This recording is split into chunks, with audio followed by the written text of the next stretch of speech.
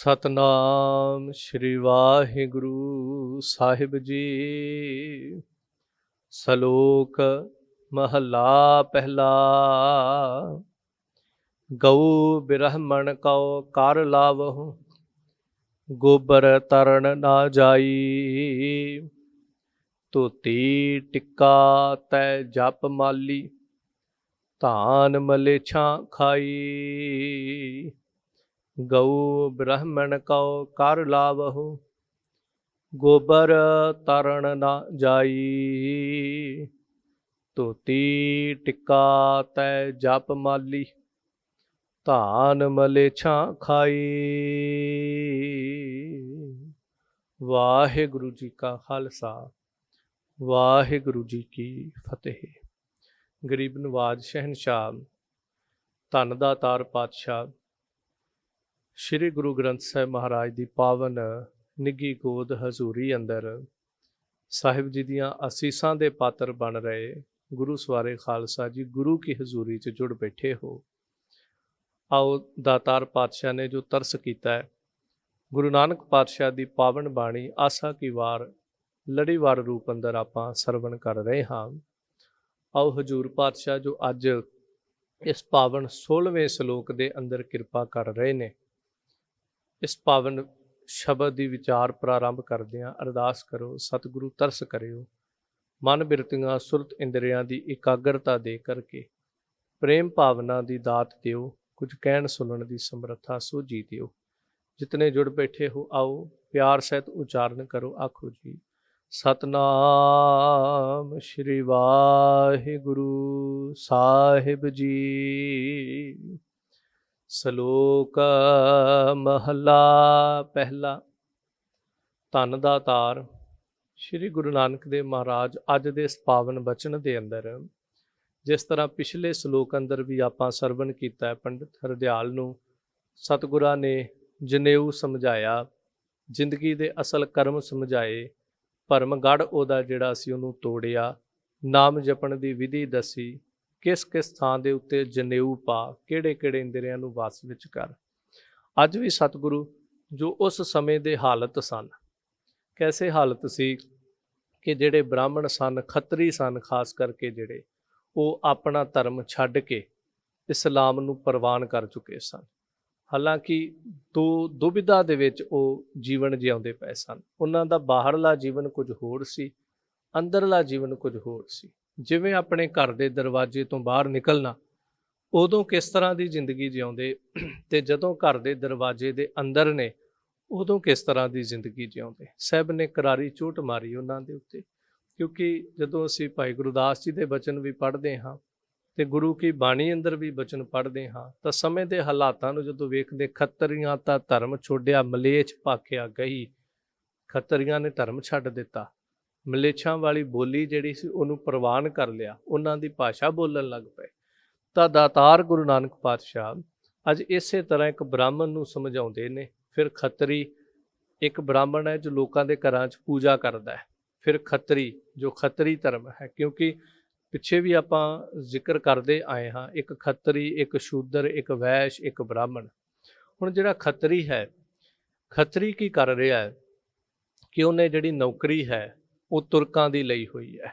ਤੁਰਕਾਂ ਦੇ ਕੋਲ ਨੌਕਰੀ ਕਰਦਾ, ਤੁਰਕਾਂ ਦੇ ਕੋਲ ਜਾ ਕਰ ਕੇ ਜੀਵਨ ਦਾ ਗੁਜ਼ਰਾਨ ਕਰਨ ਵਾਸਤੇ ਧਨ, ਪਦਾਰਥ, ਤਨਖਾਹਾਂ ਜਿਹੜੀਆਂ ਉਹ ਪ੍ਰਾਪਤ ਕਰਦਾ।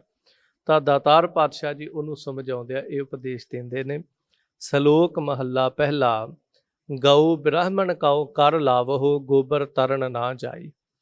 ਕਿ ਇਹ ਖੱਤਰੀ, ਜਦੋਂ ਅਸੀਂ ਤੇਰਾ ਬਾਹਰੀ ਜੀਵਨ ਦੇਖਦੇ ਹਾਂ ਤਾਂ ਤੂੰ ਗਊ ਬ੍ਰਾਹਮਣ ਕਉ ਕਰ ਲਾਵੋ, ਤੂੰ ਇੱਕ ਪੁਲ ਦੇ ਉੱਤੇ ਖੜ ਜਾਂਦਾ ਹੈ, ਇੱਕ ਸੜਕ ਦੇ ਉੱਤੇ ਖੜ ਜਾਂਦਾ। ਜੇ ਉੱਥੋਂ ਕੋਈ ਗਊ ਲੰਘਦੀ ਹੈ ਤਾਂ ਉਹਦੇ 'ਤੇ ਟੈਕਸ ਲੱਗਦਾ ਹੈ ਵੀ ਇਹ ਕਿਹਦੀ ਗਊ ਹੈ, ਕਿਹੜਾ ਇਹਦਾ ਮਾਲਕ ਹੈ, ਟੈਕਸ ਭਰੇ। ਜੇ ਬ੍ਰਾਹਮਣ ਹੈ ਤਾਂ ਇੱਕ ਪੰਡਤ ਦੇ ਉੱਤੇ, ਇੱਕ ਬ੍ਰਾਹਮਣ ਦੇ ਉੱਤੇ ਟੈਕਸ ਲੱਗਦਾ। ਹੁਣ ਇਹ ਟੈਕਸ ਜਿਹੜਾ ਸੀ ਇਹ ਲਾਇਆ ਤੇ ਸਰਕਾਰ ਵੱਲੋਂ ਜਾਂਦਾ ਸੀ, ਤੁਰਕਾਂ ਵੱਲੋਂ, ਪਰ ਉਸ ਟੈਕਸ ਨੂੰ ਵਸੂਲਣ ਦੇ ਵਾਸਤੇ ਖੱਤਰੀ ਜਿਹੜੇ ਸਨ ਹੱਥਾਂ ਦੇ ਵਿੱਚ ਹਥਿਆਰ, ਤਲਵਾਰਾਂ ਫੜ ਕੇ ਸੜਕਾਂ 'ਤੇ ਖੜੇ ਹੋਏ ਸਨ। ਹੈ ਉਹ ਖੱਤਰੀ ਸੀ ਪਰ ਜਿਉਂਦੇ ਇਸਲਾਮ ਦੇ ਵਿੱਚ ਪਏ ਸਨ, ਕਿਉਂਕਿ ਦੋ ਤਰ੍ਹਾਂ ਦਾ ਜੀਵਨ ਉਹ ਜਿਉਂ ਰਿਹਾ। ਸਾਹਿਬ ਅੱਗੇ ਵੀ ਜ਼ਿਕਰ ਕਰਨਗੇ। ਤਾਂ ਸਾਹਿਬ ਕਹਿੰਦੇ ਵੀ ਕਮਾਲ ਹੈ, ਖੱਤਰੀ ਹੋ ਕੇ ਤੂੰ ਗਊ ਤੇ ਬ੍ਰਾਹਮਣ ਦੋਨਾਂ ਦੇ ਉੱਤੇ ਕਰ ਲਾਉਣਾ ਹੈ, ਦੋਨਾਂ ਦੇ ਉੱਤੇ ਟੈਕਸ ਲਾਉਣਾ ਹੈ। ਤੇ ਜਦੋਂ ਘਰੇ ਜਾਣਾ, ਘਰੇ ਜਾ ਕੇ ਇਸੇ ਗਾਂ ਦਾ ਗੋਬਰ ਲੈ ਕੇ ਤੂੰ ਆਪਣੇ ਚੌਂਕੇ ਦੇ ਵਿੱਚ ਉਸ ਗੋਬਰ ਦੇ ਪੋਚੇ ਮਾਰਦਾ ਹੈ। ਇਸੇ ਗੋਬਰ ਨੂੰ ਤੂੰ ਬੜਾ ਪਵਿੱਤਰ ਜਾਣ ਕੇ ਇਹਦੇ ਨਾਲ ਚੌਂਕੇ ਸੁੱਚੇ ਕਰਦਾ ਹੈ। ਜੇ ਕਿਤੇ ਕੋਈ ਪੂਜਾ ਕਰਨੀ ਉੱਥੇ ਇਸ ਗੋਬਰ ਦਾ ਲੇਪਨ ਕਰਦਾ ਹੈ। ਹੋਰ ਵੀ ਇਸ ਗੋਬਰ ਨੂੰ ਪੱਥ ਕਰਕੇ ਤੂੰ ਇਹਦੀਆਂ ਜਿਹੜੀਆਂ ਪਾਥੀਆਂ ਨੇ ਉਹਨਾਂ ਦੇ ਨਾਲ ਹਵਨ ਕਰਦਾ ਹੈ। ਤਾਂ ਸਾਹਿਬ ਕਹਿੰਦੇ ਇੱਕ ਪਾਸੇ ਉਸੇ ਗਾਂ ਦੇ ਉੱਤੇ ਟੈਕਸ ਲਾ ਰਹੇ ਆ ਤੇ ਦੂਜੇ ਪਾਸੇ ਉਸੇ ਗਾਂ ਦਾ ਗੋਬਰ ਜਿਹੜਾ ਉਹਨੂੰ ਬੜਾ ਪਵਿੱਤਰ ਮੰਨਦਾ, ਉਹਦੇ ਨਾਲ ਕਰਮ ਕਰਦਾ ਹੈ। ਤਾਂ ਇਹ ਖੱਤਰੀ ਯਾਦ ਰੱਖ, ਗੋਬਰ ਤਰਨ ਨਾ ਜਾਈ। ਇਸ ਤਰ੍ਹਾਂ ਇਹ ਬਾਹਰੀ ਕਰਮ ਕਰਕੇ ਨਾ ਇਸ ਗੋਬਰ ਦੇ ਨਾਲ ਚੌਂਕੇ ਲਿਪ ਕੇ ਇਹਦੇ ਨਾਲ ਪੋਚੇ ਲਾ ਕੇ ਤਰਨ ਨਾ ਜਾਈ। ਇਸ ਤਰ੍ਹਾਂ ਤਰਿਆ ਨਹੀਂ ਜਾ ਸਕਦਾ। ਧੋਤੀ ਟਿੱਕਾ ਤੈ ਜਪ ਮਾਲੀ, ਧਾਨ ਮਲੇਛਾਂ ਖਾਈ। ਧੋਤੀ ਬੰਨੀ ਹੈ, ਟਿੱਕਾ ਲਾਇਆ ਮਸਤਕ ਦੇ ਉੱਤੇ, ਜਪ ਮਾਲੀ, ਹੱਥਾਂ ਦੇ ਵਿੱਚ ਮਾਲਾ ਫੜੀਆਂ ਹੋਈਆਂ ਨੇ, ਮਾਲਾ ਫੜੀ ਬੜੀ ਵੱਡੀ। ਪਰ ਇੱਕ ਇਹ ਤੇਰਾ ਅੰਦਰਲਾ ਧਰਮ ਹੈ ਜਿਹੜਾ ਤੂੰ ਆਪਣੇ ਘਰ ਦੀ ਚਾਰ ਦੀਵਾਰੀ ਦੇ ਅੰਦਰ ਕਰਦਾ, ਪਰ ਜਦੋਂ ਤੂੰ ਚਾਰ ਦੀਵਾਰੀ ਤੋਂ ਬਾਹਰ ਨਿਕਲਦਾ ਧਾਨ ਮਲੇਛਾਂ ਖਾਈ। ਤੇ ਧਾਨ ਜਿਹੜਾ ਤੂੰ ਮਲੇਛਾਂ ਦਾ ਖਾਨਾ, ਭਾਵ ਕਿ ਇੱਕ ਪਾਸੇ ਤੂੰ ਮਲੇਛਾਂ ਨੂੰ ਕਹਿੰਦਾ, ਤੁਰਕਾਂ ਨੂੰ ਕਹਿੰਦਾ ਮਲੇਛ ਨੇ, ਭਾਵ ਕਿ ਇਹਨਾਂ ਦੀ ਬੁੱਧੀ ਜਿਹੜੀ ਹੈ ਉਹ ਬਹੁਤ ਮਲ ਨਾਲ ਭਰੀ ਹੈ, ਇਹਨਾਂ ਦਾ ਜੀਵਨ ਜਿਹੜਾ ਉਹ ਮਲੀਨਤਾਈ ਨਾਲ ਭਰਿਆ ਹੈ, ਇਹ ਮਲੇਛ ਨੇ। ਇੱਕ ਪਾਸੇ ਤੂੰ ਇਹ ਕਹਿੰਦਾ ਵੀ ਸਾਡੇ ਸ਼ਾਸਤਰ ਜਿਹੜੇ ਨੇ, ਸਾਡੇ ਧਾਰਮਿਕ ਗ੍ਰੰਥ, ਇਹਨਾਂ ਨੂੰ ਮਲੇਛ ਕਹਿੰਦੇ ਨੇ ਤੁਰਕਾਂ ਨੂੰ। ਤੇ ਆਪਣੇ ਘਰ ਵਿੱਚ ਜਦੋਂ ਬਹਿੰਦਾ ਹੈ, ਪੂਜਾ ਪਾਠ ਕਰਦਾ ਹੈ, ਉਦੋਂ ਤੂੰ ਧੋਤੀ ਵੀ ਬੰਨ੍ਹਦਾ ਹੈ। ਤੇ ਇਸ ਧੋਤੀ ਨੂੰ ਬੰਨਣ ਦਾ ਬ੍ਰਾਹਮਣ ਦਾ ਤਰੀਕਾ ਜਿਹੜਾ ਸੀ ਉਹ ਵੱਖਰਾ ਸੀ। 5 ਥਾਵਾਂ ਤੇ ਸਰੀਰ ਦੇ ਵਿੱਚ ਇਸ ਧੋਤੀ ਨੂੰ ਅੜਾਇਆ ਜਾਂਦਾ ਹੈ। ਅੱਜ ਵੀ ਜਦੋਂ ਕਿਸੇ ਬ੍ਰਾਹਮਣ ਦੇ ਧੋਤੀ ਲੱਗੀ ਵੇਖੋ ਨਾ, ਉਹਦੀ ਇੱਕ ਕੰਨੀ ਜਿਹੜੀ ਹੈ ਕਿਸੇ ਪਾਸੇ ਲੱਗੀ ਹੁੰਦੀ, ਇੱਕ ਕੰਨੀ ਕਿਸੇ। ਸਰੀਰ ਦੇ ਵਿੱਚ 5 ਥਾਵਾਂ ਤੇ ਉਸ ਧੋਤੀ ਨੂੰ ਅੜਾਉਂਦੇ ਹਨ, ਵੱਖ-ਵੱਖ ਥਾਵਾਂ ਤੇ। ਫਿਰ ਇੱਕ ਕੰਨੀ ਜਿਹੜੀ ਉਹ ਉਹਨਾਂ ਨੇ ਅਲੱਗ ਜੀ ਅੜਾਈ ਹੁੰਦੀ, ਉਹ ਜਦੋਂ ਕਿਤੇ ਬਹਿਣ ਲੱਗਦੇ ਤੇ ਉਹਨੂੰ ਕੱਢ ਕੇ ਵਿਛਾ ਲੈਂਦੇ ਨੇ ਥੱਲੇ। ਇਸ ਤਰੀਕੇ ਨਾਲ ਉਹ ਬੰਨੀ ਹੁੰਦੀ ਹੈ। ਸਭ ਕਹਿੰਦੇ ਧੋਤੀ ਬੰਨ੍ਹ ਲਈ, ਟਿੱਕਾ ਲਾ ਲਿਆ, ਮਾਲਾ ਪਕੜ ਲਈ, ਪਰ ਧਨ ਮਲੇਛਾਂ ਖਾਈ। ਮਲੇਛਾਂ ਦਾ ਧਨ ਜਿਹੜਾ ਉਹ ਲੈ ਕਰਕੇ ਖਾਣਾ। ਫਿਰ ਧਨ ਦਾ ਅਰਥ ਹੈ ਅਨਾਜ, ਅੰਨ ਆਦਿਕ ਜਿਹੜਾ ਭੋਜਨ ਪਦਾਰਥ ਜਿਹੜੇ ਨੇ ਉਹ ਤੂੰ ਉਹਨਾਂ ਮਲੇਛਾਂ ਦੇ ਘਰੋਂ, ਤੁਰਕਾਂ ਦੇ ਘਰੋਂ ਲੈ ਕੇ ਖਾਣਾ। ਅੰਤਰ ਪੂਜਾ ਪੜ੍ਹੇ ਕਤੇਬਾ, ਸੰਜਮ ਤੁਰਕਾ ਭਾਈ। ਇੱਕ ਐਸਾ ਬੌਰਾ ਦੁਬਿਧਾ ਨਾਲ ਭਰਿਆ ਜੀਵਨ ਜਿਉਣਾ। ਅੰਤਰ ਪੂਜਾ, ਜਦੋਂ ਆਪਣੇ ਘਰ ਦੀ ਚਾਰ ਦੀਵਾਰੀ ਦੇ ਅੰਦਰ ਵੜ ਜੇ ਉਦੋਂ ਤਾਂ ਤੂੰ ਦੇਵਤਿਆਂ ਦੀ ਪੂਜਾ ਕਰਦਾ, ਉਦੋਂ ਤੂੰ ਬ੍ਰਾਹਮਣ ਬਣ ਜਾਂਦਾ, ਉਦੋਂ ਤੂੰ ਸ਼ਿਵਲਿੰਗ ਦੀ ਪੂਜਾ ਕਰਦਾ, ਵੇਦ ਪੜ੍ਹਦਾ, ਗਾਇਤਰੀ ਮੰਤਰ ਪੜ੍ਹਦਾ, ਸਾਰੇ ਬ੍ਰਹਮ ਕਰਮ ਕਰਦਾ। ਪਰ ਜਦੋਂ ਤੂੰ ਬਾਹਰ ਨਿਕਲਦਾ ਪੜ੍ਹੇ ਕਤੇਬਾਂ, ਉਦੋਂ ਤੂੰ ਤੁਰਕਾਂ ਤੋਂ ਡਰਦਾ ਹੋਇਆ ਕਤੇਬ ਪੜ੍ਹਦਾ, ਕਤੇਬ ਉਹਨਾਂ ਦੇ ਜਿਹੜੇ ਗ੍ਰੰਥ ਨੇ, ਫਿਰ ਕਤੇਬਾਂ ਉਹਨਾਂ ਦੀਆਂ ਇਸਲਾਮਿਕ ਕਿਤਾਬਾਂ ਪੜ੍ਹਦਾ। ਘਰੇ ਤੂੰ ਬ੍ਰਾਹਮਣ ਹੈ ਤੇ ਜਦੋਂ ਤੂੰ ਘਰੋਂ ਬਾਹਰ ਨਿਕਲਦਾ, ਜੇ ਤੁਰਕਾਂ ਦੇ ਦਰਬਾਰ 'ਚ ਤੈਨੂੰ ਕਥਾ ਕਰਨੀ ਪੈ ਜੇ, ਉੱਥੇ ਕਥਾ ਦੇ ਸਾਰੇ ਪ੍ਰਮਾਣ ਜਿਹੜੇ ਹਨ ਤੂੰ ਕਤੇਬ ਦੇ ਅਨੁਸਾਰ ਦਿੰਦਾ ਹੈ, ਤੂੰ ਉਹਨਾਂ ਦੀਆਂ ਕਿਤਾਬਾਂ ਦੇ ਅਨੁਸਾਰ ਦਿੰਦਾ। ਭਾਵ ਇਹ ਸੀ, ਮੈਂ ਜਿਵੇਂ ਪਹਿਲਾਂ ਜ਼ਿਕਰ ਕੀਤਾ, ਉਸ ਵਕਤ ਬਹੁਤ ਹਿੰਦੂ ਜਿਹੜੇ ਸੀ ਉਹ ਮੁਸਲਮਾਨ ਬਣ ਚੁੱਕੇ ਸੀ।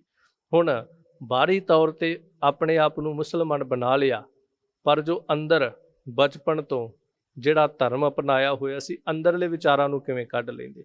ਸੋ ਕਿਸ ਤਰ੍ਹਾਂ ਕਰਨ ਲੱਗੇ, ਦੁਨੀਆ ਦੇ ਵਿੱਚ ਆਪਣੇ ਆਪ ਨੂੰ ਮੁਸਲਮਾਨ ਅਖਵਾਉਂਦੇ ਸੀ ਤੇ ਘਰੇ ਆ ਕੇ ਹਿੰਦੂ ਬਣ ਜਾਂਦੇ ਸਨ। ਉਹਨਾਂ ਨੂੰ ਸਾਹਿਬ ਜੀ ਨੇ ਚੋਟ ਮਾਰੀ ਕਿ ਬਾਹਰ ਜਦੋਂ ਜਾਣਾ ਪੜ੍ਹੇ ਕਤੇਬਾ, ਸੰਜਮ ਤੁਰਕਾ ਭਾਈ, ਕਿ ਉਹਨਾਂ ਤੁਰਕਾਂ ਦੇ ਨਾਲ ਤੂੰ ਰਹਿੰਦਾ ਹੈ, ਸੰਜਮ ਉਹਨਾਂ ਦੇ ਨਾਲ ਰਹਿ ਕਰਕੇ ਸਾਰੇ ਜੋ ਕਰਮ ਕਾਂਡ ਹਨ ਉਹਨਾਂ ਵਾਲੇ ਕਰਦਾ ਹੈ। ਫਿਰ ਸੰਜਮ ਧਾਰਨ ਕਰਦਾ ਹੈ, ਭਾਵ ਇੱਕ ਸੰਜਮ ਹੁੰਦਾ ਹੈ, ਜਿਵੇਂ ਆਪਾਂ ਕਹਿੰਦੇ ਸੰਜਮ ਧਾਰਨ ਕਰੋ, ਸੰਤੋਖ ਧਾਰਨ ਕਰੋ। ਉਹਨਾਂ ਤੁਰਕਾਂ ਦੇ ਦਿੱਤੇ ਹੋਏ ਪਦਾਰਥਾਂ ਦੇ ਉੱਤੇ ਹੀ ਸੰਜਮ ਰੱਖਦਾ ਹੈ। ਫਿਰ ਆਪਣੇ ਘਰ ਦੇ ਵਿੱਚ ਜੋ ਕਰ ਰਿਹਾ ਉਹ ਬਾਹਰ ਪ੍ਰਗਟ ਨਾ ਹੋ ਜਾਵੇ, ਇਸ ਗੱਲ ਦੇ ਉੱਤੇ ਵੀ ਸੰਜਮ ਕਰਦਾ ਹੈ। ਫਿਰ ਉਹਨਾਂ ਤੁਰਕਾਂ ਦੇ ਨਾਲ ਤੇਰਾ ਉੱਠਣਾ ਬੈਠਣਾ ਸਾਰਾ ਕੁਝ ਜਿਹੜਾ ਜੀਵਨ ਦਾ ਗੁਜ਼ਰਾਨ ਉਹਨਾਂ ਦੇ ਨਾਲ ਕਰਦਾ। ਛੋਡੀ ਲੈ ਪਾਖੰਡਾ, ਸਭ ਹਲੂਣਾ ਦੇ ਕੇ ਕਹਿੰਦੇ ਉਹ ਪਖੰਡੀਆ ਆ ਛੱਡ ਦੇ ਸਾਰਾ ਕੁਝ। ਇਹ ਦੁਬਿਧਾ 'ਚ ਕਿਉਂ ਜਿਉਣਾ, ਖੁੱਲ੍ਹ ਕੇ ਜਿਉ। ਜੇ ਤੂੰ ਇਸਲਾਮ ਪ੍ਰਵਾਨ ਕਰ ਲਿਆ ਫਿਰ ਉਸ ਤਰ੍ਹਾਂ ਜਿਉ, ਤੇ ਜੇ ਹਿੰਦੂ ਹੈ ਤੇ ਫਿਰ ਦੇਖੀ ਜਾਏਗੀ ਜੋ ਹੁੰਦਾ, ਕੋਈ ਗੱਲ ਨਹੀਂ, ਸਰੀਰ ਆਵਣੇ ਜਾਵਣੇ ਨੇ, ਫਿਰ ਉਸੇ ਤਰ੍ਹਾਂ ਜਿਉ। ਇਹ ਕੀ ਹੋਇਆ, ਗੁਜਰਾਨ ਕਰਨ ਵਾਸਤੇ ਬਾਹਰ ਨਿਕਲ ਕੇ ਮੁਸਲਮਾਨ ਬਣ ਗਿਆ, ਘਰੇ ਆ ਕੇ ਹਿੰਦੂ ਬਣ ਗਿਆ। ਸੋ ਇਸ ਤਰ੍ਹਾਂ ਸਾਹਿਬ ਜੀ ਨੇ ਜੋ ਸਮਝਾਇਆ ਨਾ, ਮੈਂ ਪਿੱਛੇ ਵੀ ਜ਼ਿਕਰ ਕੀਤਾ ਕਿ ਇਹ ਸਮੇਂ-ਸਮੇਂ ਦੇ ਨਾਲ ਇਹ ਸਾਰਾ ਕੁਛ ਜਿਹੜਾ ਨਾ ਹਰ ਮਜ਼ਹਬ ਦੇ ਅੰਦਰ, ਹਰ ਮਨੁੱਖ ਦੇ ਅੰਦਰ ਹੈ। ਬੰਦਾ ਆਪਣੇ ਘਰ ਦੇ ਵਿੱਚ ਕੁਛ ਹੋਰ ਹੈ, ਆਪਣੇ ਘਰ ਦੇ ਦਰਵਾਜ਼ੇ ਤੋਂ ਜਿਵੇਂ ਬਾਹਰ ਨਿਕਲਦਾ ਉਦੋਂ ਕੁਛ ਹੋਰ ਹੈ। ਕਈ ਧਰਮ ਮਨੁੱਖ ਨੇ ਅਪਣਾਏ ਹੋਏ ਨੇ। ਮਾਫ਼ ਕਰਿਓ, ਇਸ ਤਰ੍ਹਾਂ ਵੀ ਵੇਖਿਆ, ਇੱਕ ਸਿੱਖ ਦੁਨੀਆ ਦੇ ਵਿੱਚ ਵਿਚਰਦਾ ਤੇ ਉਹ ਸਿੱਖ ਹੈ। ਆਮ ਥਾਵਾਂ ਤੇ ਜਦੋਂ ਵੇਖਾਂਗੇ ਸੋਹਣਾ ਦਾੜਾ, ਸੋਹਣੀਆਂ ਦਸਤਾਰਾਂ, ਪੂਰਾ ਸਿੱਖ ਦਿਸੇਗਾ। ਜਦੋਂ ਉਹਨਾਂ ਦੇ ਘਰ ਦੇ ਵਿੱਚ ਵੜ ਜਾਓ, ਇੰਝ ਲੱਗਦਾ ਜਿਵੇਂ ਕਿਸੇ ਹਿੰਦੂ ਦੇ ਘਰ ਵਿੱਚ ਆ ਗਏ। ਕਾਰਨ ਦਰਵਾਜ਼ਾ ਵੜਦੇ ਸਾਰ ਦਰਵਾਜ਼ੇ ਦੇ ਉੱਤੇ ਵੱਡੀ ਸਾਰੀ ਗਣੇਸ਼ ਦੀ ਮੂਰਤੀ ਰੱਖੀ ਹੁੰਦੀ ਹੈ। ਘਰ ਦੇ ਵਿੱਚ ਦਰਵਾਜ਼ੇ ਦੇ ਉੱਤੇ ਉਹ ਜਿਹੜਾ ਉਹ ਇੱਕ ਨਿਸ਼ਾਨ ਬਣਾਉਂਦੇ ਨੇ ਹਿੰਦੂ ਧਰਮ, ਦੋਨਾਂ ਦਰਵਾਜ਼ਿਆਂ ਤੇ ਉਹ ਬਣੇ ਹੋਣਗੇ। ਅੰਦਰ ਜਾਓ, ਸਾਰੇ ਪਾਸੇ ਕਿਤੇ ਗਣੇਸ਼ ਦੀ ਫੋਟੋ, ਕਿਤੇ ਮਾਤਾ ਦੀ ਫੋਟੋ, ਕਿਤੇ ਕਿਸੇ ਦੀ ਫੋਟੋ। ਤੇ ਜਦੋਂ ਬਾਹਰ ਨਿਕਲਦਾ ਤੇ ਉਹਦੀ ਦਿੱਖ ਕਹੇਗੀ ਇਹਦੇ ਵਰਗਾ ਪੱਕਾ ਸਿੱਖ ਹੀ ਕੋਈ ਨਹੀਂ ਹੋ ਸਕਦਾ। ਤੇ ਸੱਚਾਈ ਇਹ ਆ, ਅੰਦਰ ਘਰ ਦੇ ਉਹ ਬ੍ਰਾਹਮਣ ਬਣਿਆ, ਬਾਹਰ ਆ ਕੇ ਉਹ ਸਿੱਖ ਬਣਿਆ ਫਿਰਦਾ। ਇਹੀ ਹਾਲਤ ਉਹਨਾਂ ਦੇ ਸੀ, ਅੰਦਰ ਬ੍ਰਾਹਮਣ ਸੀ, ਬਾਹਰ ਆ ਕੇ ਤੁਰਕ ਬਣ ਜਾਂਦੇ ਸੀ। ਤਾਂ ਸਾਹਿਬ ਕਹਿੰਦੇ ਛੋਡੀ ਲੈ ਪਾਖੰਡਾ, ਆ ਸਾਰੇ ਪਾਖੰਡ ਜਿਹੜੇ ਤੂੰ ਕਰਦਾ ਇਹ ਪਖੰਡੀ, ਇਹਨਾਂ ਨੂੰ ਛੱਡ ਦੇ ਤੇ ਕੀ ਕਰ, ਨਾਮ ਲੈ ਜਾਹਿ ਤਰੰਦਾ।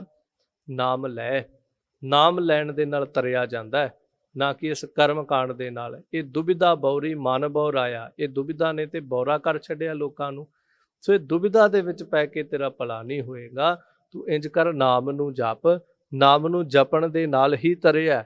ਜੋ ਵੀ ਇਸ ਧਰਤੀ ਦੇ ਉੱਤੇ ਤਰਿਆ ਹੈ, ਭਾਵੇਂ ਭਗਤਾਂ ਦੀ ਗੱਲ ਕਰੀਏ, ਭੱਟਾਂ ਦੀ ਗੱਲ ਕਰੀਏ, ਭੱਟਾਂ ਨੇ ਤਾਂ ਇੱਥੋਂ ਤੱਕ ਸ਼ਬਦ ਕਹਿ ਦਿੱਤਾ ਸੀ ਕਿ ਧੰਨ ਗੁਰੂ ਅਰਜਨ ਦੇਵ ਮਹਾਰਾਜ ਜੀ, ਅਸੀਂ ਬਹੁਤ ਥਾਵਾਂ ਦੇ ਉੱਤੇ ਭਟਕਦੇ ਰਹੇ, ਭਟਕਦੇ ਆਖਰ ਤੁਹਾਡੀ ਹਜ਼ੂਰੀ, ਤੁਹਾਡੀ ਸ਼ਰਨ ਦੇ ਵਿੱਚ ਆਏ ਹਾਂ ਤੇ ਹੁਣ ਸਤਿਗੁਰੂ ਜੀ ਸਾਨੂੰ ਕਿਤੇ ਜਾ ਕਰਕੇ ਟਿਕਾ ਮਿਲਿਆ। ਜਦੋਂ ਸਤਿਗੁਰਾਂ ਨੇ ਨਾਮ ਦਿੱਤਾ ਤਾਂ ਜਾ ਕੇ ਉਹਨਾਂ ਦਾ ਉਧਾਰ ਹੋਇਆ। ਜੇ ਅਸੀਂ ਭਗਤਾਂ ਦੇ ਜੀਵਨ ਪੜ੍ਹਦੇ ਹਾਂ, ਭਗਤ ਕਬੀਰ ਜੀ, ਸੈਣ ਨਾਈ ਬੁੱਤ ਕਾਰਿਆ, ਉਹ ਘਰ ਘਰ ਸੁਣਿਆ। ਨਾਮ ਨੂੰ ਜਪਣ ਦੇ ਨਾਲ ਭਗਤ ਸੈਣ ਜੀ ਘਰ ਘਰ ਦੇ ਵਿੱਚ ਸੁਣੇ ਗਏ। ਕਿਉਂ? ਹਿਰਦੈ ਵਸਿਆ ਪਾਰ ਬ੍ਰਹਮ ਭਗਤਾਂ ਮਹਿ ਗਣਿਆ। ਜਦੋਂ ਹਿਰਦੇ 'ਚ ਨਾਮ ਵਸਿਆ, ਜਿਹਨੂੰ ਲੋਕ ਨਾਈ, ਨੀਵੀਂ ਜਾਤ ਦਾ ਕਹਿੰਦੇ ਸੀ, ਉਹ ਭਗਤਾਂ 'ਚ ਗਿਣਿਆ ਗਿਆ। ਨਾਮ ਨੂੰ ਜਪਣ ਦੇ ਨਾਲ ਸਾਰੇ ਭਗਤਾਂ ਦਾ ਜੀਵਨ ਪੜ੍ਹੋ, ਕਮਾਈ ਵਾਲੇ ਸਤਿਪੁਰਖਾਂ ਦਾ ਜੀਵਨ ਪੜ੍ਹੋ। ਨਾਮ ਨੂੰ ਜਪ ਕੇ ਉਹ ਪ੍ਰਵਾਨ ਹੋਏ ਨੇ ਸੰਸਾਰ ਦੇ ਵਿੱਚ ਤੇ ਕਰਤਾਰ ਦੇ ਘਰ। ਇਸ ਲਈ ਸਾਹਿਬ ਕਹਿੰਦੇ ਇਹ ਆਡੰਬਰ, ਇਹ ਪਾਖੰਡ ਨਾ ਕਰ, ਨਾਮ ਜਪ, ਇਹਦੇ ਨਾਲ ਤਰੇਂਗਾ। ਮਹੱਲਾ ਪਹਿਲਾ, ਮਾਨਸ ਖਾਣੇ ਕਰਹਿ ਨਿਵਾਜ। ਕੈਸਾ ਤੇਰਾ ਜੀਵਨ ਹੈ ਪੰਡਤ ਜੀ? ਮਾਨਸ ਖਾਣੇ, ਉਹ ਤੁਰਕ ਜਿਹੜੇ ਮਾਨਸ ਖਾਣੇ, ਮਨੁੱਖਾਂ ਨੂੰ ਖਾ ਜਾਂਦੇ ਨੇ। ਮਨੁੱਖਾਂ ਨੂੰ ਖਾਣ ਦਾ ਮਤਲਬ ਕੀ? ਜਿਸ ਤਰ੍ਹਾਂ ਸਾਹਿਬ ਬਾਣੀ ਅੰਦਰ ਇੱਕ ਬਚਨ ਕਹਿੰਦੇ ਨੇ, ਹੱਕ ਪਰਾਇਆ ਨਾਨਕਾ ਉਸ ਸੂਰ ਉਸ ਗਾਏ, ਗੁਰਪੀਰ ਹਾਮਾ ਤਾਂ ਭਰੇ ਜਾ ਮੁਰਦਾਰ ਨਾ ਖਾਏ। ਕਿ ਪਰਾਇਆ ਹੱਕ ਖਾਣਾ, ਮੁਸਲਮਾਨ ਦੇ ਵਾਸਤੇ ਸੂਰ ਖਾਣਾ ਤੇ ਹਿੰਦੂ ਜਿਹੜਾ ਉਹਦੇ ਵਾਸਤੇ ਗਾਂ ਖਾਣੀ ਹੈ। ਗੁਰਪੀਰ ਹਾਮਾ ਤਾਂ ਭਰੇ ਜਾ ਮੁਰਦਾਰ ਨਾ ਖਾਏ। ਗੁਰੂ ਪੀਰ ਤਾਂ ਦਰਗਾਹ ਵਿੱਚ ਹਾਮੀ ਭਰਦਾ ਜੇ ਬੰਦਾ ਇਸ ਤਰ੍ਹਾਂ ਦੇ ਮੁਰਦੇ ਨਾ ਖਾਵੇ। ਜ਼ਰੂਰੀ ਨਹੀਂ ਕਿਸੇ ਨੂੰ ਮਾਰ ਕੇ ਖਾਧਾ ਗਿਆ। ਮੈਂ ਪਿੱਛੇ ਵੀ ਜ਼ਿਕਰ ਕੀਤਾ, ਕਈ ਵਾਰ ਆਪਾਂ ਕਿਸੇ ਤੋਂ ਇੰਨੇ ਦੁਖੀ ਹੋ ਜਾਂਦੇ, ਆਪਾਂ ਕਹਿੰਦੇ ਉਹ ਤੇ ਮੇਰੀਆਂ ਬੋਟੀਆਂ ਤੋੜ ਕੇ ਖਾ ਗਿਆ, ਉਹ ਬੰਦਾ ਤੇ ਮੈਨੂੰ ਖਾ ਗਿਆ। ਹਾਲਾਂਕਿ ਸਾਡਾ ਸਰੀਰ ਬਿਲਕੁਲ ਸਹੀ ਸਲਾਮਤ ਹੈ, ਪਰ ਅਸੀਂ ਕਹਿੰਦੇ ਉਹ ਤੇ ਮੈਨੂੰ ਖਾ ਗਿਆ ਜੀ। ਬਸ ਇਸ ਤਰ੍ਹਾਂ ਦਾ ਸਮਾਂ ਸੀ। ਗਰੀਬਾਂ ਦੇ ਉੱਤੇ ਟੈਕਸ ਲਾ ਕੇ ਉਹਨਾਂ ਨੂੰ ਖਾਧਾ ਜਾ ਰਿਹਾ ਸੀ। ਤੁਹਾਡੇ ਘਰੇ ਰੋਟੀ ਪੱਕਦੀ ਜਾਂ ਨਹੀਂ, ਕੋਈ ਮਤਲਬ ਨਹੀਂ, ਸਾਨੂੰ ਇੰਨਾ ਧਨ ਜਿਹੜਾ, ਇੰਨਾ ਟੈਕਸ ਜਿਹੜਾ ਉਹ ਤੁਸੀਂ ਭਰੋ। ਤਾਂ ਸਾਹਿਬ ਕਹਿੰਦੇ ਮਾਨਸ ਖਾਣੇ ਕਰਹਿ ਨਿਵਾਜ। ਇੱਕ ਤਾਂ ਮੁਸਲਮਾਨ ਦੇ ਵੱਲ ਇਸ਼ਾਰਾ, ਇੱਕ ਪਾਸੇ ਮਨੁੱਖਾਂ ਨੂੰ ਖਾਂਦਾ ਹੈ ਤੇ ਦੂਜੇ ਪਾਸੇ ਜਾ ਕੇ ਮਸਜਿਦ ਦੇ ਵਿੱਚ ਨਮਾਜ਼ਾਂ ਪੜ੍ਹਦਾ, ਵਾਰ-ਵਾਰ ਜ਼ਮੀਨ ਦੇ ਉੱਤੇ ਸਿਜਦੇ ਕਰਦਾ, ਵਾਰ-ਵਾਰ ਜ਼ਮੀਨ ਤੇ ਸਿਰ ਲਾ ਕਰਕੇ ਮੱਥੇ ਟੇਕਦਾ। ਫਿਰ ਉਸ ਬ੍ਰਾਹਮਣ ਨੂੰ ਕਹਿ ਰਹੇ, ਖੱਤਰੀ ਨੂੰ ਕਹਿ ਰਹੇ ਨੇ ਕਿ ਮਾਨਸ ਖਾਣੇ ਕਰਹਿ ਨਿਵਾਜ। ਇੱਕ ਪਾਸੇ ਤੂੰ ਖੱਤਰੀ ਬ੍ਰਾਹਮਣ ਆਪਣੇ ਆਪ ਦੇ ਵਿੱਚ, ਦੂਸਰਾ ਤੁਰਕਾਂ ਦੇ ਕੋਲ ਜਾਣਾ, ਉੱਥੇ ਜਾ ਕੇ ਮਾਨਸ ਖਾਣੇ। ਘੱਟ ਤੂੰ ਵੀ ਨਹੀਂ ਕਰਦਾ, ਕਿਉਂਕਿ ਜੇ ਉਹ ਫਤਵੇ ਜਾਰੀ ਕਰਦੇ ਨੇ ਤੇ ਉਹਨਾਂ ਫਤਵਿਆਂ ਦੀ ਪਾਲਣਾ ਵੀ ਤਾਂ ਤੂੰ ਹੀ ਕਰਦਾ। ਉਹ ਹੁਕਮ ਜਾਰੀ ਕਰਦੇ, ਲੋਕਾਂ ਤੋਂ ਟੈਕਸ ਇਕੱਠਾ ਕਰੋ, ਤੇ ਟੈਕਸ ਇਕੱਠਾ ਕਰਨ ਤੇ ਤੂੰ ਹੀ ਜਾਣਾ ਹੈ ਨਾ। ਆਪਣਿਆਂ ਦੇ ਕੋਲੋਂ ਟੈਕਸ ਇਕੱਠਾ ਕਰਦਾ, ਬ੍ਰਾਹਮਣ ਹੋ ਕੇ ਬ੍ਰਾਹਮਣਾਂ ਤੇ ਟੈਕਸ ਲੱਗਦਾ ਤੇ ਤੂੰ ਜਾ ਕੇ ਉਹਨੂੰ ਇਕੱਠਾ ਕਰਕੇ ਲਿਆਉਣਾ, ਮਾਰਦਾ ਹੈ, ਉਹਨਾਂ ਨੂੰ ਸਜ਼ਾਵਾਂ ਦੇਣਾ, ਤਾੜਨਾ ਕਰਦਾ, ਕਬੂਲ ਬੋਲਦਾ ਕਰਹਿ ਨਿਵਾਜ। ਤੇ ਫਿਰ ਤੁਰਕਾਂ ਦੇ ਵਿੱਚ ਬਹਿ ਕੇ ਤੂੰ ਨਮਾਜ਼ ਵੀ ਪੜ੍ਹਦਾ ਆ ਕਰਕੇ। ਅੰਦਰੋਂ ਤੂੰ ਖੱਤਰੀ ਹੈ ਤੇ ਬਾਹਰੋਂ ਤੂੰ ਦੁਬਿਧਾ ਵਾਲਾ ਜੀਵਨ ਜਿਉਂ ਕੇ ਉਹਨਾਂ 'ਚ ਬਹਿ ਕੇ ਨਮਾਜ਼ਾਂ ਪੜ੍ਹਦਾ ਹੈ। ਛੁਰੀ ਵਗਾਇਨ ਤਿੰਨ ਗਲ ਤਾਗ। ਸਾਹਿਬ ਕਹਿੰਦੇ ਜਿਹੜੇ ਛੁਰੀਆਂ, ਇੱਕ ਪਾਸੇ ਛੁਰੀਆਂ ਚਲਾਉਂਦੇ, ਦੂਜੇ ਪਾਸੇ ਗਲਾਂ 'ਚ ਤਾਗ ਜਨੇਊ ਪਾਏ ਹੋਏ ਨੇ। ਛੁਰੀਆਂ ਕੌਣ ਚਲਾ ਰਿਹਾ ਸੀ? ਤੁਰਕ ਸੰਸਾਰ ਦੇ ਉੱਤੇ ਸਾਰਾ ਜ਼ੁਲਮ ਕਰਦੇ ਸੀ। ਤਾਂ ਸਾਹਿਬ ਖੱਤਰੀ ਨੂੰ ਸਮਝਾਉਂਦੇ ਨੇ, ਘਰੇ ਤੂੰ ਖੱਤਰੀ, ਬਾਹਰ ਜਾ ਕੇ ਤੂੰ ਤੁਰਕ ਬਣ ਗਿਆ, ਹੱਥ 'ਚ ਛੁਰੀਆਂ ਫੜ ਲਈਆਂ, ਗਲ 'ਚ ਤੇਰੇ ਹਾਲੇ ਵੀ ਜਨੇਊ ਰਹਿੰਦਾ। ਤਿੰਨ ਗਲ ਤਾਗ ਉਹ ਲੋਕ ਛੁਰੀਆਂ ਚਲਾਉਂਦੇ ਨੇ ਜਿਨ੍ਹਾਂ ਨੇ ਗਲਾਂ ਦੇ ਵਿੱਚ ਜਨੇਊ ਪਹਿਨੇ ਸੀ। ਦੂਸਰਾ, ਤਿੰਨ ਗਲ ਤਾਗ ਉਹਨਾਂ ਤੇ ਛੁਰੀਆਂ ਚਲਾ ਰਿਹਾ ਜਿਹੜੇ ਤੇਰੇ ਆਪਣੇ ਭਾਈਚਾਰੇ ਦੇ ਲੋਕ ਨੇ। ਭਾਵ ਇਸ ਤਰ੍ਹਾਂ ਕਹਿ ਦਈਏ, ਜਿਵੇਂ ਸਿੱਖ ਅੱਜ ਵੀ ਸਿੱਖ ਦੇ ਉੱਤੇ ਜ਼ੁਲਮ ਕਰਦਾ ਹੈ। ਕਿਉਂ ਕਰਦਾ ਹੈ? ਵੀ ਸਾਨੂੰ ਸਰਕਾਰ ਨੇ ਆ ਹੁਕਮ ਦਿੱਤਾ ਹੋਇਆ। ਉਸ ਤੋਂ ਬਾਅਦ ਜਦੋਂ ਉਸ ਹੁਕਮ ਤੋਂ ਡਿਊਟੀ ਤੋਂ ਪਰੇ ਹੋ ਜੇ, ਉਦੋਂ ਕਈ ਦਫਾ ਉਹ ਹਮਦਰਦੀ ਵੀ ਜਤਾ ਰਿਹਾ ਹੁੰਦਾ ਹੈ। ਜੇ ਸਾਨੂੰ ਬੜੀ ਹਮਦਰਦੀ ਹੈ, ਅਸੀਂ ਆਪਣੇ ਸਿੱਖ ਭਰਾਵਾਂ ਤੇ ਗੋਲੀਆਂ ਚਲਾਈਆਂ, ਸਾਨੂੰ ਹਮਦਰਦੀ ਹੈ, ਕਿਤੇ ਨਾ ਕਿਤੇ ਉਹਦੀ ਜ਼ਮੀਰ ਜਿਹੜੀ ਹੈ ਉਹਨੂੰ ਹਲੂਣਾ ਦੇ ਰਹੀ ਹੁੰਦੀ ਅੰਦਰੋਂ। ਪਰ ਜਦੋਂ ਡਿਊਟੀ ਤੇ ਉਦੋਂ ਕਹੇਗਾ ਸਾਨੂੰ ਸਰਕਾਰ ਦਾ ਹੁਕਮ ਹੈ, ਤੇ ਸਰਕਾਰ ਭਾਵੇਂ ਹਿੰਦੂਆਂ ਦੀ ਹੋਵੇ, ਸਾਨੂੰ ਸਰਕਾਰ ਦਾ ਹੁਕਮ ਹੈ, ਤੇ ਅਸੀਂ ਉਸ ਹੁਕਮ ਨੂੰ ਮੰਨ ਕੇ ਆਪਣੇ ਭਰਾਵਾਂ ਤੇ ਗੋਲੀ ਚਲਾਉਂਦੇ ਪਏ ਹਾਂ। ਜਦੋਂ ਅਸੀਂ 84 ਦਾ ਕਾਂਡ ਦੇਖਦੇ ਹਾਂ, ਉਸ 84 ਦੇ ਵਿੱਚ ਹੋਏ ਦੁਖਾਂਤ ਨੂੰ ਜਦੋਂ ਵੇਖਦੇ ਹਾਂ, ਉਦੋਂ ਜੇ ਹਿੰਦੁਸਤਾਨ ਦੀ ਫੌਜ ਦੇ ਵਿੱਚ ਹਿੰਦੂ ਸੀ ਤਾਂ ਮਾफ़ ਕਰਿਓ, ਬਹੁਤ ਜ਼ਿਆਦਾ ਐਸੇ ਸਨ ਜਿਹੜੇ ਸਿੱਖ ਵੀ ਸਨ। ਉਸ ਫੌਜ ਦੇ ਵਿੱਚ ਬੜੇ ਸਿੱਖ ਵੀ ਸ਼ਾਮਿਲ ਸਨ ਜਿਨ੍ਹਾਂ ਦੀਆਂ ਅਣਖਾਂ ਜਾਗੀਆਂ, ਉਹਨਾਂ ਅਸਤੀਫੇ ਦੇ ਦਿੱਤੇ ਸੀ। ਪਰ ਕਈ ਮਰੀ ਹੋਈ ਜ਼ਮੀਰ ਅਣਖ ਵਾਲੇ ਸੀ, ਉਹਨਾਂ ਨੇ ਵੀ ਆ ਕਰਕੇ ਗੋਲੀਆਂ ਚਲਾਈਆਂ, ਆਪਣਿਆਂ ਦੇ ਉੱਤੇ ਗੋਲੀਆਂ ਚਲਾਈਆਂ।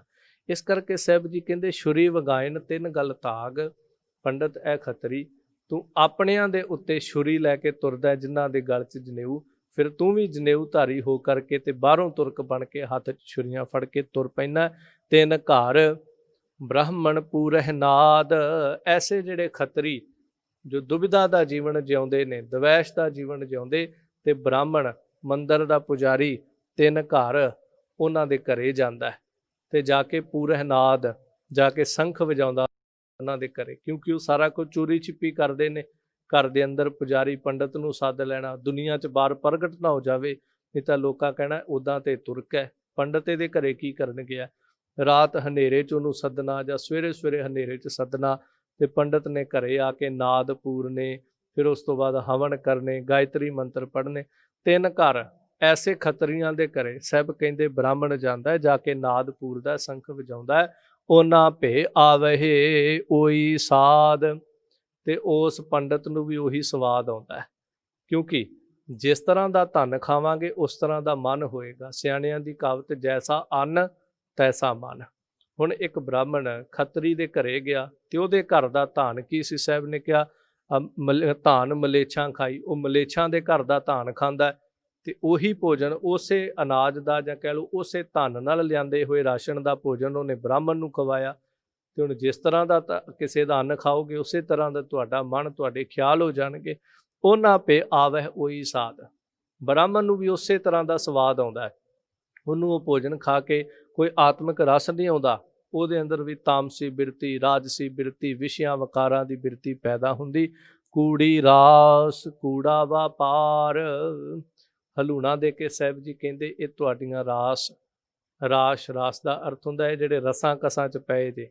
ਫਿਰ ਰਾਸ ਦਾ ਅਰਥ ਹੈ ਜਿਹੜੇ ਤੁਸੀਂ ਰਾਸ ਕਰਦੇ ਪਏ ਜੇ, ਕਿਉਂਕਿ ਪਿੱਛੇ ਰਾਸਧਾਰੀਆਂ ਦੀ ਗੱਲ ਆਈ ਸੀ।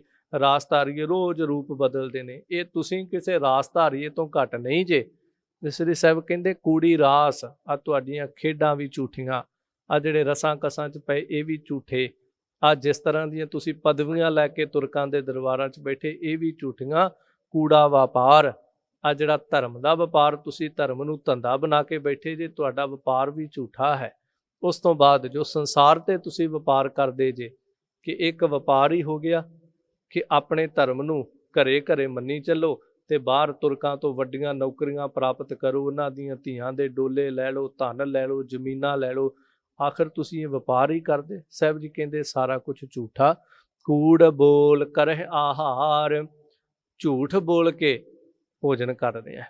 ਬ੍ਰਾਹਮਣ ਨੂੰ ਵੀ ਹਲੂਣਾ ਦਿੱਤਾ, ਤੂੰ ਖੱਤਰੀ ਦੇ ਘਰੇ ਜਾਣਾ ਤੇ ਜਾ ਕੇ ਤੈਨੂੰ ਵੀ ਪਤਾ ਹੀ ਹੈ, ਕਿਉਂਕਿ ਜਿਹੜਾ ਕੋਈ ਧਾਰਮਿਕ ਆਗੂ ਹੋਵੇ ਉਹਨੂੰ ਸਾਰੇ ਘਰਾਂ ਦੀ ਸੱਚਾਈ ਪਤਾ ਹੁੰਦਾ। ਤੈਨੂੰ ਵੀ ਪਤਾ ਵੀ ਇਹ ਬੰਦਾ ਮੈਨੂੰ ਘਰੇ ਸੱਦਦਾ, ਵੈਸੇ ਤੁਰਕਾਂ ਦੀ ਨੌਕਰੀ ਕਰਦਾ, ਪਰ ਤੂੰ ਵੀ ਉਹਦੇ ਘਰੇ ਜਾ ਕਰਕੇ ਉਹਦੇ ਨਾਂ ਦੇ ਸੋਹਲੇ ਗਾ ਕੇ ਉਹਦੇ ਨਾਂ ਦੇ ਮੰਤਰ ਪੜ੍ਹ ਕੇ ਧਨ ਲੈ ਕੇ ਆਉਣਾ। ਕੂੜ ਬੋਲ ਕਰ ਆਹਾਰ, ਤੇ ਬੜੇ ਬੜੇ ਝੂਠ ਬੋਲ ਕੇ ਆਉਣਾ ਜੀ, ਆਹ ਕਰ ਲਓ ਤੁਹਾਡਾ ਭਲਾ ਹੋ ਜਾਏਗਾ, ਆਹ ਕਰ ਲਓ ਇਹਦੇ ਨਾਲ ਇੰਜ ਹੋ ਜਾਏਗਾ। ਫਿਰ ਭੋਜਨ ਖਾ ਕੇ ਬੜੀਆਂ ਵੱਡੀਆਂ ਅਸੀਸਾਂ ਉਹਨਾਂ ਨੂੰ ਦੇ ਕੇ ਆਉਣਾ। ਹਾਲਾਂਕਿ ਸਾਹਿਬ ਨੇ ਪਿੱਛੇ ਵੀ ਇਹੀ ਕਿਹਾ ਸੀ, ਮਨ ਅੰਧਾ ਨਾਉ ਸੋ ਜਾਣ, ਮਨ ਦਾ ਅੰਨਾ ਸਿਆਣਾ ਬਣ ਕੇ ਲੋਕਾਂ ਨੂੰ ਅੱਗੇ ਦੇ ਰਾਹ ਦਿਖਾਉਂਦਾ ਪਿਆ ਹੈ। ਸ਼ਰਮ ਧਰਮ ਕਾ ਡੇਰਾ ਦੂਰ, ਸਾਹਿਬ ਜੀ ਕਹਿੰਦੇ ਸ਼ਰਮ ਤੇ ਧਰਮ ਦਾ ਡੇਰਾ ਤੇ ਦੂਰ ਹੀ ਰਹਿ ਗਿਆ ਕਿਤੇ। ਜਿਵੇਂ ਆਪਾਂ ਇੱਕ ਸ਼ਬਦ ਕਹਿੰਦੇ ਭਾਈ ਇਹਨੇ ਤਾਂ ਸ਼ਰਮ ਲਾ ਰੱਖੀ ਹੈ, ਸੋ ਇਸ ਤਰ੍ਹਾਂ ਸਾਹਿਬ ਕਹਿੰਦੇ ਜੋ ਤੁਹਾਡੇ ਬਜ਼ੁਰਗਾਂ ਨੇ ਜਿਸ ਧਰਮ ਨੂੰ ਅਪਣਾਇਆ, ਤੁਹਾਡੇ ਬਜ਼ੁਰਗਾਂ ਨੇ ਜਿਹੜੇ ਰੀਤੀ ਰਸਮ ਅਪਣਾਏ ਹੋਏ ਸਨ, ਉਹ ਤੇ ਤੁਸੀਂ ਲਾ ਕੇ ਛੱਡ ਦਿੱਤੇ ਨੇ। ਉਹ ਤੇ ਗੱਲਾਂ ਹੀ ਬਹੁਤ ਦੂਰ ਦੀਆਂ ਰਹਿ ਗਈਆਂ, ਪੀੜ੍ਹੀਆਂ 'ਚ ਹੀ ਉਹ ਗੱਲਾਂ ਤੁਹਾਡੇ ਖਤਮ ਹੋ ਗਈਆਂ। ਫਿਰ ਜਦੋਂ ਬੰਦਾ ਕਿਤੇ ਇਸ ਤਰ੍ਹਾਂ ਦੁਬਿਧਾ ਦਾ ਜੀਵਨ ਜਿਵੇਂ, ਉਹਨੂੰ ਥੋੜ੍ਹੀ ਬਹੁਤੀ ਸ਼ਰਮ ਆਉਂਦੀ ਹੁੰਦੀ ਦੁਨੀਆ ਦੇ ਵਿੱਚ ਵੀ ਲੋਕ ਮੈਨੂੰ ਕੀ ਕਹਿਣਗੇ, ਕਿਉਂਕਿ ਦੁਨੀਆ ਨੂੰ ਕੁਛ ਤੇ ਸੱਚਾਈ ਪਤਾ ਹੁੰਦੀ। ਪਰ ਦਾਤਾਰ ਪਾਤਸ਼ਾਹ ਕਹਿੰਦੇ ਤੂੰ ਸ਼ਰਮ ਤੇ ਧਰਮ ਇਹ ਦੋਵੇਂ ਚੀਜ਼ਾਂ ਜਿਹੜੀਆਂ ਨੇ ਇਹਨਾਂ ਨੂੰ ਲਾ ਦਿੱਤਾ। ਭਾਵ ਹਿਰਦੇ ਦੇ ਵਿੱਚ ਨਾ ਸ਼ਰਮ ਰਹਿ ਗਈ, ਡੇਰਾ ਦਾ ਅਰਥ ਹੁੰਦਾ ਜਿਵੇਂ ਆਪਾਂ ਕਹਿੰਦੇ ਉੱਥੇ ਡੇਰਾ ਕੀਤਾ, ਉੱਥੇ ਰੁਕ ਜਾਣਾ।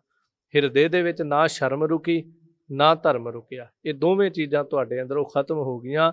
ਨਾਨਕ ਕੂੜ ਰਹਿਆ ਭਰਪੂਰ, ਦਾਤਾਰ ਪਾਤਸ਼ਾਹ ਕਹਿੰਦੇ ਸਾਰੇ ਪਾਸੇ ਝੂਠ ਹੀ ਝੂਠ ਜਿਹੜਾ ਉਹ ਪਰਿਪੂਰਨ ਹੋਇਆ ਪਿਆ। ਜਿਸ ਮਨੁੱਖ ਦੀ ਜ਼ੁਬਾਨ ਤੇ ਵੇਖੋ ਬਸ ਝੂਠ ਤੋਂ ਬਿਨਾਂ ਉਹਦੇ ਪੱਲੇ 'ਚ ਹੈ ਹੀ ਕੋਈ ਨਹੀਂ। ਫਿਰ ਦਾਤਾਰ ਪਾਤਸ਼ਾਹ ਕਹਿੰਦੇ ਮੱਥਾ ਟਿੱਕਾ ਤੇੜ ਧੋਤੀ ਕਖਾਈ, ਮੱਥੇ ਦੇ ਉੱਤੇ ਟਿੱਕਾ ਲਾਇਆ, ਫਿਰ ਤੇੜ ਧੋਤੀ ਬੰਨੀ, ਕਖਾਈ ਭਗਵੇਂ ਰੰਗ ਦੀ ਧੋਤੀ ਹੈ, ਕਖਾਈ ਇੱਕ ਰੰਗ ਦੀ ਬਾਤ ਹੈ।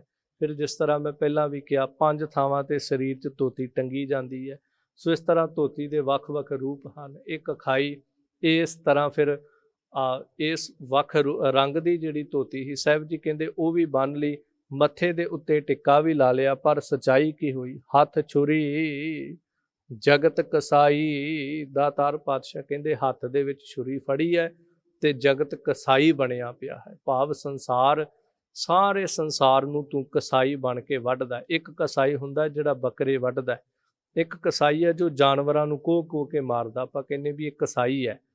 ਪਰ ਇੱਕ ਉਹ ਕਸਾਈ ਹੈ ਜਿਹੜਾ ਮਨੁੱਖਾਂ ਨੂੰ ਖਾਂਦਾ ਪਿਆ।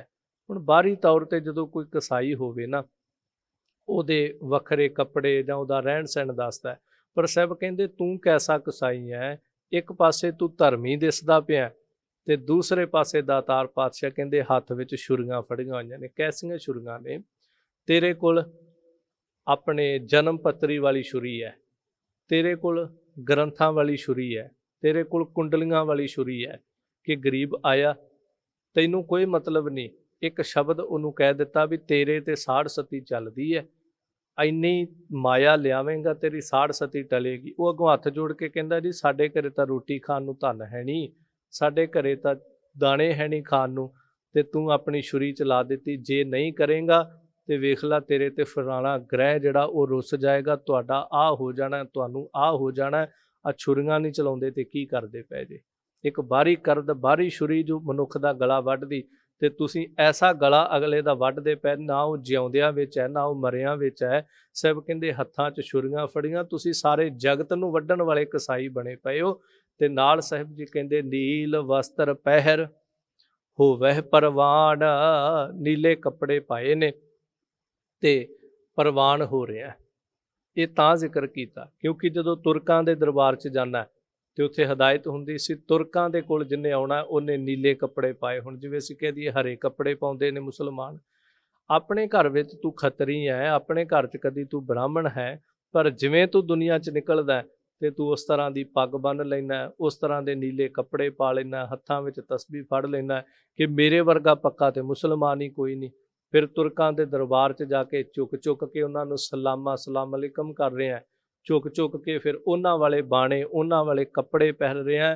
ਤਾਂ ਸਾਹਿਬ ਕਹਿੰਦੇ ਨੀਲ ਵਸਤਰ ਪਹਿਰ ਹੋਵਹਿ ਪ੍ਰਵਾਨ, ਉਹਨਾਂ ਦੀ ਨਿਗਾਹ 'ਚ ਤੂੰ ਪ੍ਰਵਾਨ ਹੋ ਰਿਹਾ ਵੀ ਇਹ ਕਹਿਣ ਹਾਂ ਇਹਨੇ ਤੇ ਸਾਡਾ ਧਰਮ ਅਪਣਾ ਲਿਆ, ਇਹ ਤੇ ਪ੍ਰਵਾਨ ਹੋ ਗਿਆ, ਉਹਨਾਂ ਤੋਂ ਮੋਹਰਾ ਲਵਾਉਂਦਾ ਪਿਆ ਵੀ ਮੈਂ ਪੱਕਾ ਮੁਸਲਮਾਨ ਹਾਂ। ਮਲੇਛ ਧਾਨ ਲੈ ਪੂਜਹਿ ਪੁਰਾਣ, ਮਲੇਛਾਂ ਦਾ ਧਨ ਲੈ ਕੇ ਤੇ ਦਾਤਾ ਜੀ ਕਹਿੰਦੇ ਇੱਕ ਪਾਸੇ ਪੁਰਾਣਾਂ ਦੀ ਪੂਜਾ ਕਰਦਾ, ਧਾਨ ਮਲੇਛਾਂ ਦਾ, ਫਿਰ ਧਨ ਮਲੇਛਾਂ ਦਾ, ਦੋਨੇ ਅਰਥ ਧਾਨ ਅਨਾਜ ਵੀ, ਫਿਰ ਧਾਨ ਦਾ ਅਰਥ ਹੈ ਉਹਨਾਂ ਤੋਂ ਧਨ ਪਦਾਰਥ ਲੈ ਕਰਕੇ ਪੂਜੈ ਪੁਰਾਣ। ਘਰੇ ਆ ਕੇ ਤੂੰ ਪੁਰਾਣਾਂ ਦੀ ਪੂਜਾ ਕਰਦਾ ਪਿਆ, ਘਰੇ ਆ ਕੇ ਤੂੰ ਆਪਣੇ ਧਰਮ ਗ੍ਰੰਥ ਪੜ੍ਹਦਾ ਹੈ, ਫਿਰ ਉਹਨਾਂ ਧਰਮ ਗ੍ਰੰਥਾਂ ਦੀ ਪੂਜਾ ਕਰਕੇ ਕਹਿੰਦਾ ਮੇਰਾ ਭਗਵਾਨ ਹੈ, ਇਹ ਮੇਰਾ ਦੇਵਤਾ ਹੈ, ਇਹ ਗ੍ਰੰਥ ਜਿਹੜੇ ਨੇ ਸਾਡੀ ਰਹਿਨੁਮਾਈ ਕਰਨ ਵਾਲੇ ਨਾ। ਤਾਂ ਦਾਤਾਰ ਪਾਤਸ਼ਾਹ ਕਹਿੰਦੇ ਇਹ ਦੁਬਿਧਾ ਵਾਲਾ ਜੀਵਨ ਹੈ। ਮੈਂ ਫਿਰ ਜ਼ਿਕਰ ਕਰਾਂ, ਬਾਹਰ ਨਿਕਲ ਕੇ ਤੂੰ ਮੁਸਲਮਾਨ, ਤੇ ਘਰ ਦੇ ਅੰਦਰ ਆ ਕਰਕੇ ਦਾਤਾਰ ਜੀ ਕਹਿੰਦੇ ਤੂੰ ਇੱਕ ਆਪਣਾ ਪੁਰਾਣ ਪੜ੍ਹਦਾ ਹੈ। ਇਸ ਤਰ੍ਹਾਂ ਨੀਲ ਵਸਤਰ ਪਹਿਰ ਹੋਵੇ ਪਰਵਾਨ, ਮਲੇਸ਼ ਧਾਨ ਲੈ ਪੂਜਹਿ ਪ੍ਰਾਨ। ਇੰਝ ਦਾਤਾਰ ਪਾਤਸ਼ਾਹ ਜੀ ਜ਼ਿਕਰ ਕਰਦਿਆਂ ਹੋਇਆਂ ਸਮਝਾ ਰਹੇ ਨੇ। ਇਸੇ ਪਾਵਨ ਬਚਨ ਦੇ ਅੰਦਰ ਸਾਹਿਬ ਜੋ ਅੱਗੇ ਕਿਰਪਾ ਕਰ ਰਹੇ ਹਨ, ਸਰਵਣ ਕਰੀਏ।